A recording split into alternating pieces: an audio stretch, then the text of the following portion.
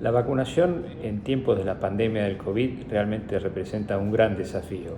porque es mantener una actividad preventiva sumamente importante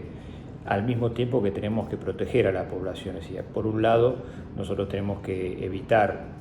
por ejemplo, en épocas de cuarentena, que las personas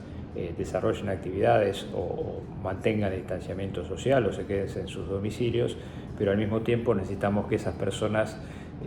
adquieran la inmunidad a través de las vacunas que necesitan de acuerdo a su edad y grupo de riesgo. En particular, en este momento para Argentina, el desafío principal es el tema de la vacunación antigripal y también de la actualización de la vacunación antineumocóxica, tanto en niños como en adultos. Sabemos que la vacuna antigripal en nuestro país está dirigida fundamentalmente a disminuir las complicaciones de la influenza, y las poblaciones a las cuales está dirigida justamente son los niños de 6 meses a 24 meses, todos los adultos a partir de los 65 años, los adultos menores de esa edad pero que tengan factores de riesgo como enfermedades pulmonares crónicas, enfermedades cardíacas crónicas, inmunosupresión de cualquier tipo, enfermedades metabólicas como la diabetes, enfermedades, como dijimos antes, oncológicas o que generen inmunodepresión, muchas otras patologías como la insuficiencia renal crónica, etcétera. También hay que tener en cuenta dentro de los grupos a vacunar, por supuesto, las embarazadas en cualquier trimestre del embarazo, el personal de salud, justamente porque estamos sumamente expuestos y además porque debemos, a través de nuestra vacuna y nuestra inmunización, proteger a las personas de los grupos vulnerables que recién mencionaba. Y dentro de los grupos de riesgo, los que mencioné, hay que también considerar, si bien no son un grupo de riesgo, son aquellos que conviven con pacientes de altísimo riesgo, como son los convivientes de pacientes oncohematológicos. Estas son algunas de las situaciones que requieren vacunación antigripal y para los cuales está dirigido. Más allá de eso, cualquier persona que desee prevenir la influenza puede vacunarse. Pero en este tiempo, decíamos, representa un desafío justamente porque lo que no necesitamos o no queremos es que las personas se vacunen dentro de los ambientes hospitalarios, porque esto puede conllevar un riesgo adicional, sobre todo como estamos vacunando grupos de riesgo que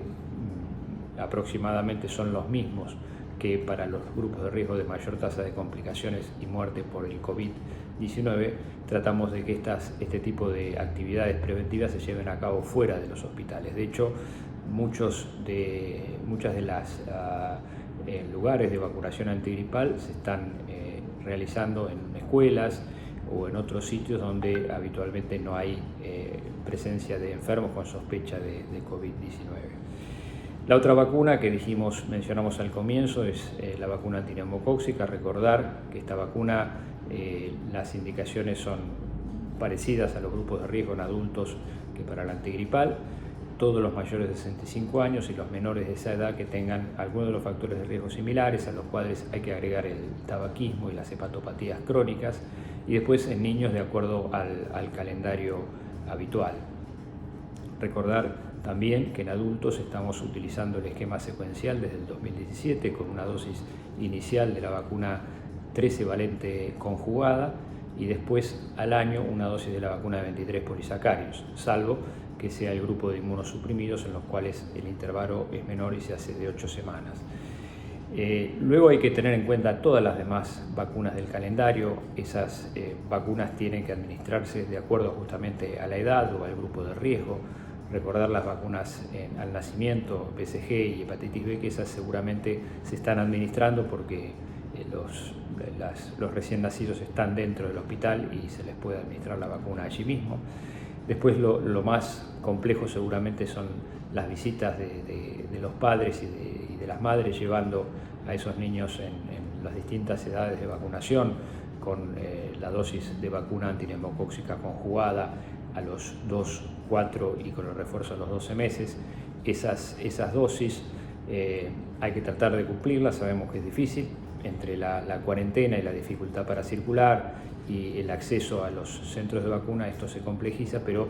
hay que tratar de mantener los esquemas adecuados. Si por algún motivo se retrasa, los esquemas se pueden recuperar en cualquiera de las vacunas. Hay que tratar de mantenernos al día, pero si por alguna circunstancia, como decíamos antes, de traslado o de imposibilidad de acceso al centro de salud, las vacunas se pueden recomendar. Las otras vacunas que tenemos dentro de nuestro calendario son vacunas regionales, como la de fiebre amarilla y fiebre hemorrágica argentina, que esas vacunas también se mantienen dentro de los esquemas de vacunación habituales. En este momento, por la situación de la cancelación de viajes al exterior o la recepción de viajeros del exterior, la vacuna contra fiebre amarilla en viajeros no se está aplicando. Y después hay que considerar algunas otras vacunas que eventualmente, tanto en adultos como en niños, uno